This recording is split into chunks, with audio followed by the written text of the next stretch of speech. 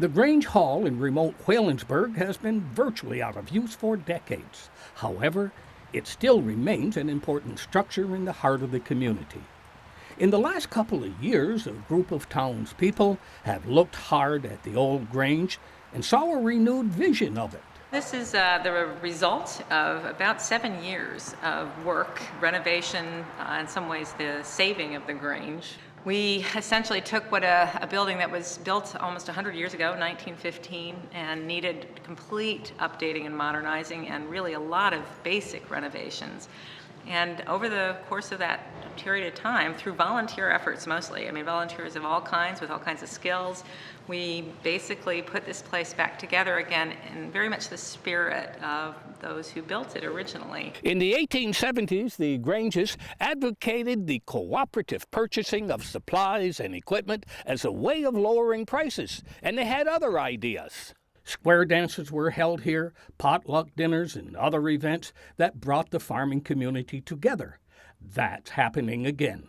Today's volunteers estimate they have racked up about $150,000 in volunteer services, scraping walls, painting, and pumping new life into the forgotten structure. The Pennywise leaders have kept contract work to a minimum by doing as much of the work as they could do themselves. What does this do for Whallonsburgh? What does it do for a small town? Well, I think what it doesn't do is continue the decline. It's like we've put a pretty deep stake in the ground and said, we can thrive. These small communities in the North Country, which are still really struggling, we can't turn around the economic situation. We can't, create hundreds of good-paying jobs. We can't solve the tax base issue. But what we can do is to build a place that can give people a reason to stay. Please welcome from Charlottesville, Virginia, the Honeydew Drops.